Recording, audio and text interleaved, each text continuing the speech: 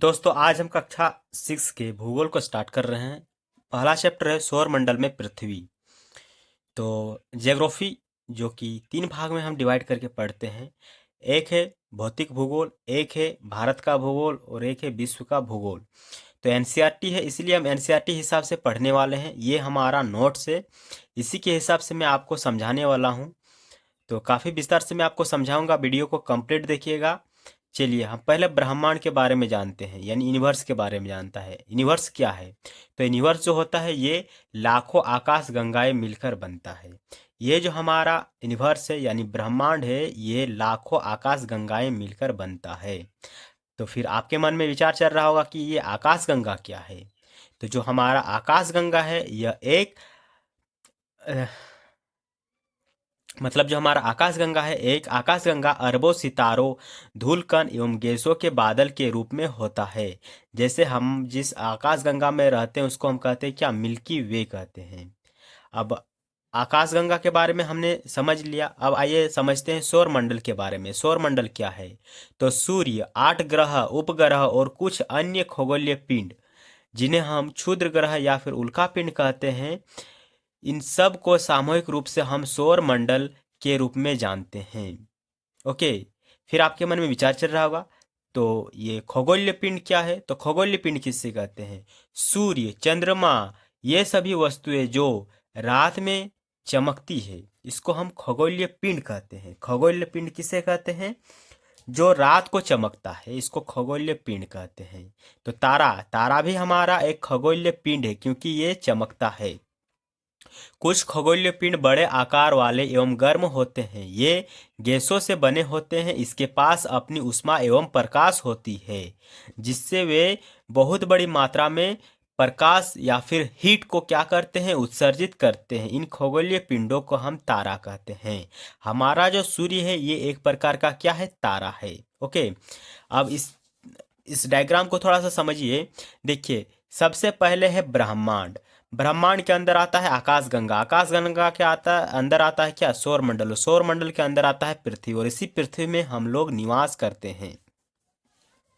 चलिए, इस पेज को आप समझ गए होंगे। इसमें हमने ब्रह्मांड के बारे में समझा, आकाशगंगा के बारे में समझा, सौर मंडल के बारे में समझा और खगोलीय पिंड और तारे के बारे में समझा। अगर आपको समझ में नहीं आ रहा है दोस्त तो कृपया करके आप हमें कमेंट कीजिएगा। अब आइए सूर्य के बारे में जानते हैं। अब भी हमने जाना कि जो सूर्य है ये एक प्रकार का तारा है। तो सूर्य भी एक प्रकार का तारा है। सूर्य सौरमंडल के केंद्र में स्थित होता है। आपने वो चित्र देखा होगा जहाँ पर यहाँ पर सूर्य होता है, बुध ग्रह होता है, इस प्रकार के 8 ग्रह, उसमें कुछ खगोलीय पिंड हो गया, उपग्रह हो गया, ये सब इसी सौर यानी सूर्य के चारों ओर घूमता है। सूर्य सौरमंडल के लिए प्रकाश एवं ऊष्मा का एकमात्र स्रोत है। यानी हमें जो प्रकाश मिल रहा है ये सूर्य के कारण ही मिल रहा है। जो हमें गर्मी मिल रहा है ये सूर्य के कारण ही मिल रहा है। तो सौरमंडल के केंद्र में होता है और ये बहुत बड़ा है एवं इसमें अत्यधिक गर्म गैस से बना हुआ होता है। ये बहुत ही ज़्यादा गर्म गैसों से बना हुआ होता है। कुछ पौराणिक कहानियों में जो सोल है, सूर्य देवता को कहा जाता है। सोल शब्द का अर्थ है सूर्य से संबंधित है। जो सोल शब्द है ये सूर्य से संबंधित है, इसलिए सूर्य के परिवार को सौर मंडल कहा जाता है। सूर्य के परिवार को, जिसमें आपको ग्रह देखने को मिलता है। कौन कौन से ग्रह देखने को मिलता है आपको? बुध ग्रह, शुक्र ग्रह, पृथ्वी, मंगल, बृहस्पति, शनि, यूरेनस, नेपच्यून, इन प्रकार के जो भी ग्रह है ये सूर्य के परिवार से संबंधित है, इसलिए इसको सौर मंडल कहते हैं। आर्यभट्ट प्राचीन भारत के प्रसिद्ध खगोलीय शास्त्री थे। उन्होंने कहा था कि सभी ग्रह और जो चंद्रमा है ये सूर्य के चारों ओर परिक्रमा करता है एवं सूर्य के प्रकाश के कारण चमकता है। ये कौन कहा? ये भारत के एक प्राचीन खगोलीय शास्त्री आर्यभट्ट ने कहा।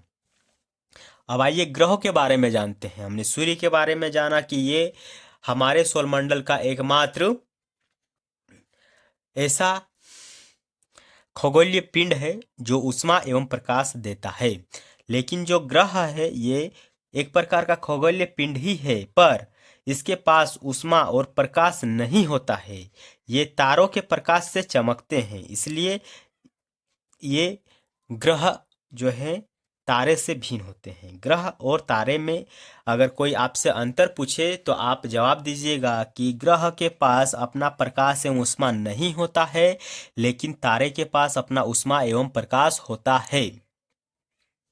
ग्रह, जिसे अंग्रेजी में प्लेनेट कहते हैं, ग्रीक भाषा के प्लेनेटाइड शब्द से बना है। इसका अर्थ होता है परिभ्रमक, अर्थात चारों ओर घूमने वाला। तो हमारा जो ग्रह पृथ्वी है ये सूर्य के चारों ओर चक्कर लगाता है।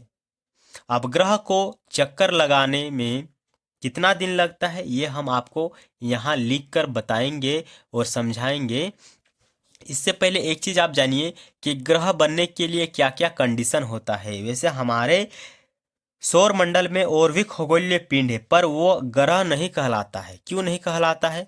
क्योंकि उसके पास एक फिक्स ऑर्बिट नहीं होता है और वो ना ही परिभ्रमक करता है, यानी नहीं चारों ओर सूर्य के चक्कर लगाता है, और ना ही उसके पास एक फिक्स पाथ यानी रास्ता होता है। एक फिक्स रास्ता होना चाहिए, एक फिक्स ऑर्बिट होना चाहिए, और वो सूर्य के चारों ओर परिक्रमा करना चाहिए, तभी वो ग्रह कहलाएगा, अन्यथा वो ग्रह नहीं कहलाएगा। अब उपग्रह के बारे में जानते हैं। एक खगोलीय पिंड है, जो उपग्रह है ये भी एक खगोलीय पिंड है, लेकिन ये ग्रह के चारों ओर चक्कर लगाता है। उपग्रह ग्रह के चारों ओर चक्कर लगाता है, लेकिन जो ग्रह है ये सूर्य के चारों ओर चक्कर लगाता है। ओके, अब मानव निर्मित उपग्रह। हमने उपग्रह के बारे में जाना कि उपग्रह जो होता है ये ग्रह यानी पृथ्वी के चारों ओर चक्कर लगाता है, मंगल ग्रह के चारों ओर चक्कर लगाता है। लेकिन मानव निर्मित जो उपग्रह है इसको कृत्रिम रूप से वैज्ञानिकों के द्वारा बनाया जाता है। इसका उपयोग ब्रह्मांड के बारे में जानकारी प्राप्त करने एवं पृथ्वी पर संचार माध्यमों के लिए किया जाता है। जैसे हमारे पास कुछ उपग्रहों के उदाहरण है इनसेट, IRS और एडुसेट। ये तीनों एक मानव निर्मित उपग्रह है और इसका काम होता है जो आप नेटवर्क चला रहे हैं या फिर आप जो मौसम विभाग के बारे में जानकारी प्राप्त कर रहे हैं, इन चीज़ों की जानकारी देना और इन चीज़ों में सहायता करना मानव निर्मित उपग्रह का एक कार्य होता है। अब हमारे पास टोटल ग्रहों की संख्या कितनी है आइए जानते हैं। तो एक है बुध, 1 2 3 4, 1 2 3 4। ये चारों हमारा जो है ये चट्टानों से बने हुए ग्रह हैं। और जो बृहस्पति से बाहर यानी बृहस्पति, शनि, यूरेनस और नेपच्यून है, ये गैस एवं तरल पदार्थों से बने हुए क्या है? ग्रह हैं। आपसे पूछ लिया जाता है कि निम्नलिखित में से कौन सा ग्रह जो है ये चट्टानों से बना हुआ है। इधर का 3 इधर का 1 दे देगा, आपको सही आंसर पता करना होगा। और जो ये डिवाइड करता है इसको हम कहते हैं क्षुद्र ग्रह पट्टी, यानी चट्टान से बने हुए ग्रह एवं गैस और द्रव से बने हुए ग्रह के बीच जो डिवाइड करता है उसको हम लोग क्षुद्र ग्रह पट्टी कहते हैं। यहाँ पर बहुत ही ज़्यादा क्षुद्र ग्रह देखने को मिलता है। अब यहाँ पर जो लिखा हुआ है ये इसका अंग्रेजी नाम है। जैसे मरकरी बुध को कहते हैं, वेनस शुक्र को कहते हैं, पृथ्वी को अर्थ कहते हैं, मंगल को मार्स कहते हैं। ओके, इस प्रकार यहाँ पर इन लोगों का नाम है, इंग्लिश से लिखा हुआ, हिंदी से लिखा हुआ, आप लोग समझ रहे होंगे। अब ये जो लिखा हुआ है MK, ये दूरी है, यानी सूर्य से इन ग्रहों की दूरी को यहाँ पर डिनोट किया गया है। जैसे हम पृथ्वी के दूरी को नापते हैं सूर्य से तो 150 मिलियन किलोमीटर है, 150 मिलियन किलोमीटर है पृथ्वी सूर्य से। और जो हमारा ग्रह है ये परिक्रमा एवं परिभ्रमण दोनों ही करता है, यानी ये अपने अक्ष पर भी घूमता है। जैसे कि यहाँ पर देखिए ये अपने अक्ष पर घूमने के साथ साथ सूर्य के चारों ओर भी चक्कर लगाता है। नहीं समझे? जैसे कि ये पेन है और इस पेन के चारों ओर हमारा ये हाथ घूम रहा है, तो ये हो गया सूर्य, ये हो गया पृथ्वी। तो देखिए ये चारों ओर घूम रहा है और ये जो हाथ घूम रहा है ये ऐसा भी घूम रहा है, ऐसा भी घूम रहा है, ऐसा घूमते घूमते ये इसका चक्कर लगा रहा है। समझ रहे हैं? तो जो ये अपने अक्ष में घूमता है इसको घूर्णन कहते हैं, और ये जो सूर्य के चारों ओर चक्कर लगता है इसको परिक्रमण कहते हैं। अब ये जो भ्रमण है और परिक्रमा है ये कितने दिन में कंप्लीट करता है इसको जानते हैं। देखिए जो बुध है ये सूर्य के चारों ओर एक परिक्रमा लगाने में 28 दिन का समय लेता है और अपने कक्ष में यानी ऐसा घूमने में ये 59 दिनों का समय लेता है। इसको याद कर लीजिएगा, यहाँ पर सब आपको देखने को मिल रहा है। पृथ्वी के बारे में याद कीजिए, जब हमारा पृथ्वी सूर्य के चारों ओर एक चक्कर कंप्लीट कर लेता है तो नया साल हमारा स्टार्ट हो जाता है। तो 365 दिन में ये सूर्य का एक चक्कर लगाता है, लेकिन अपने अक्ष में ये घूमता है एक दिन में, तभी दिन और रात होता है। ओके। और हमारे पास एक उपग्रह भी है जिसको हम चंद्रमा कहते हैं, ये प्राकृतिक उपग्रह है।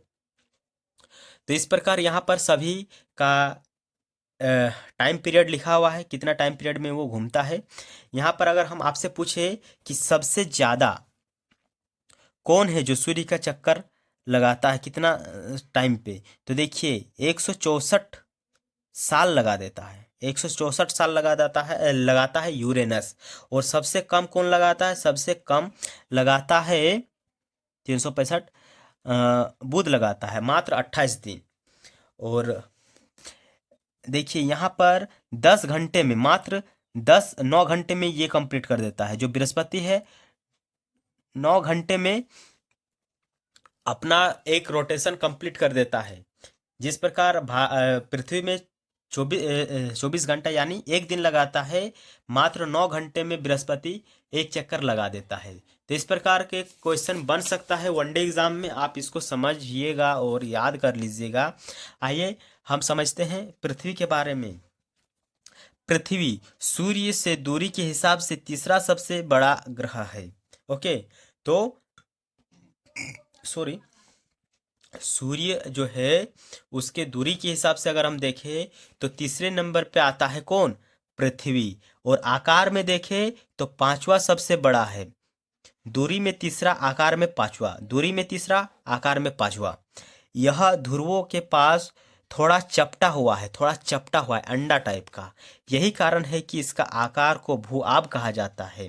इस चपटे आकार के कारण इसको भूआब कहा जाता है। भूआब का अर्थ होता है पृथ्वी के समान आकार। जीवन के लिए यहाँ पर अनुकूल परिस्थितियाँ है, संभवतः केवल पृथ्वी पर ही पाई जाती है। तो जो मानव जीवन है या फिर जीवन है केवल पृथ्वी पर ही आपको मिलेगा। यह यहाँ आपको पानी, वायु देखने को मिलता है जो हमारे जीवन के लिए आवश्यक है। यही कारण है कि पृथ्वी सौरमंडल का सबसे अद्भुत ग्रह है। समझ गए हैं? क्योंकि पृथ्वी पर ही केवल जीवन है। अंतरिक्ष से देखने पर पृथ्वी नीला देखने को मिलता है क्योंकि इसके 2/3 सतह पर पानी है। अगर कोई अंतरिक्ष यात्री पृथ्वी को देखेगा अंतरिक्ष से तो ये नीला दिखाई देगा, क्योंकि यहाँ पर 71% पानी है, कहे तो 2/3 पानी है। चंद्रमा जो कि एक मानव निर्मित उपग्रह है, नहीं, प्राकृतिक उपग्रह है। ओके, तो चंद्रमा जिसको हम मून कहते हैं ये एक नेचुरल क्या है? उपग्रह है। सैटेलाइट, उपग्रह को इंग्लिश से सैटेलाइट कहते हैं। इसका व्यास पृथ्वी के व्यास का केवल 1/4 है, यानी काफ़ी छोटा है। पृथ्वी की तुलना में काफ़ी छोटा है। यह इतना बड़ा इसलिए प्रतीक होता है क्योंकि यह हमारे पृथ्वी के बहुत नज़दीक है। लगभग कितना किलोमीटर? 3,84,400 किलोमीटर। 3,84,400 किलोमीटर दूरी पर पृथ्वी और चंद्रमा की दूरी है। वहीं हमने सूर्य और पृथ्वी के बीच का दूरी देखा था 150 मिलियन किलोमीटर। चंद्रमा पृथ्वी का एक चक्कर 27 दिनों में पूरा करता है और लगभग 27 दिनों में अपना ही अक्ष पर घूम लेता है। इसलिए इसका केवल एक ही भाग हमें दिखाई देता है। चंद्रमा की परिस्थिति जीवन के लिए अनुकूल नहीं है। यहाँ पर्वत, मैदान, गड्ढे आपको देखने को मिलेगा और यह छाया आपको पूर्णिमा के दिन देखने को मिलता है। आपको जो रात्रि पूर्णिमा का रात होता है वहाँ पर आपको देखने को मिलेगा छाया, क्योंकि चंद्रमा में बड़े बड़े पर्वत हैं जिस कारण से उसका छाया आपको देखने को मिलता है। क्षुद्र ग्रह। तारे, ग्रह एवं उपग्रहों के अतिरिक्त असंख्यक आपको छोटे पिंड देखने को मिलेगा जो सूर्य के चारों ओर चक्कर लगाते हैं। इसे क्षुद्र ग्रह कहते हैं। ये मंगल एवं बृहस्पति के कक्षाओं के बीच पाया जाता है। कौन वाला? ये वाला क्षुद्र ग्रह पेटी। ये मंगल एवं बृहस्पति के बीच में आपको देखने को मिलेगा। मंगल एवं बृहस्पति के बीच में देखने को मिलता है। ये असंख्यक है, अनलिमिटेड है। ये मंगल एवं बृहस्पति के कक्षा के बीच में पाया जाता है।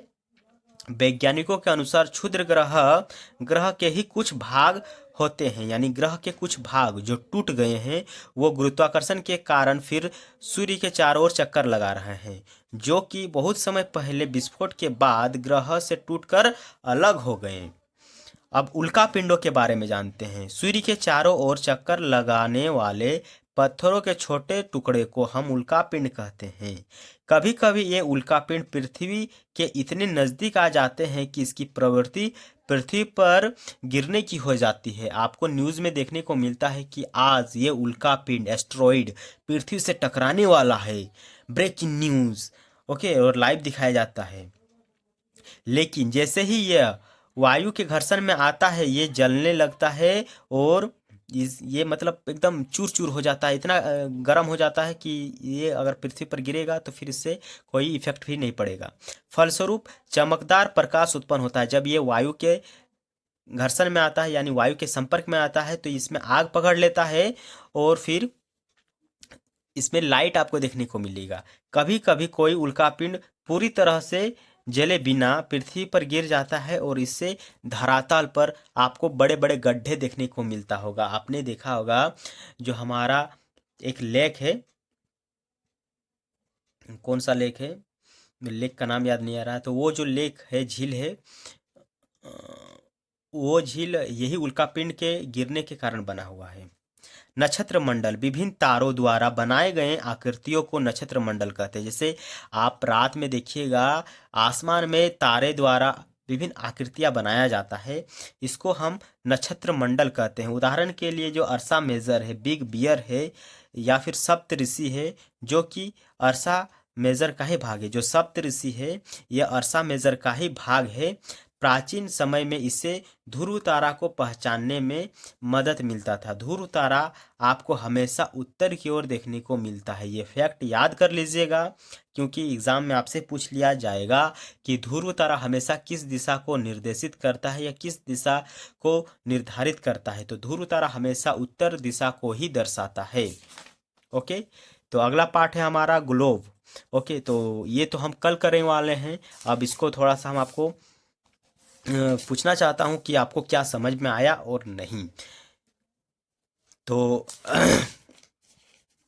काफ़ी कम समय में आपको हम अपने नोट्स के माध्यम से इस चैप्टर को समझाएं। अगर आपको समझ में आया है तो ज़रूर हमें लाइक कीजिएगा, यानी इस वीडियो को लाइक कीजिएगा, चैनल को सब्सक्राइब कीजिएगा और कुछ अगर कहने के लिए है तो उसको भी ज़रूर आप हमें कमेंट में बता सकते हैं। और हमारे ब्लॉग चैनल से जुड़िए, क्योंकि अगर आप हमारे ब्लॉग चैनल से जुड़ेंगे तो उस चैनल का जितना भी अर्निंग होगा आप लोगों के साथ में शेयर करने वाला हूं। ओके, इतिहास में पहली बार कोई भी यूट्यूबर ऐसा करने वाला नहीं है। मैं अपना अर्निंग आप लोगों के साथ शेयर करने वाला हूं, क्योंकि आप लोगों को आर्थिक रूप से भी मजबूत बनाना है। क्योंकि आर्थिक रूप से मजबूत जब तक कोई नहीं बनेगा तब तक उसका पढ़ने में भी ध्यान नहीं जाएगा। जो यूट्यूब है ये एक अमेरिकी कंपनी है, अमेरिका का ही है समझिए। वो डॉलर में सबको पैसा देता है। तो अगर हम वीडियो देखकर पैसा कमाएंगे तो कितना बढ़िया रहेगा। आप हमारा वीडियो को देखिए, जितना कमाई होगा आप लोगों के बीच बांट दिया जाएगा। अधिक जानकारी के लिए चैनल में विजिट कीजिए, इंडियन टाइगर ब्लॉग। ओके, चलिए एक क्वेश्चन आपके साथ में शेयर करता हूं। ओके, चलिए बताइए कि सबसे दूर कौन सा ग्रह है, सूर्य से सबसे दूरी में कौन सा ग्रह है, ये हमें कमेंट में बताइएगा। मुलाकात होगी अब एक अनदर वीडियो में। तब तक के लिए अपना ख्याल रखिए, पढ़ते रहिए और सिलेक्शन लीजिए।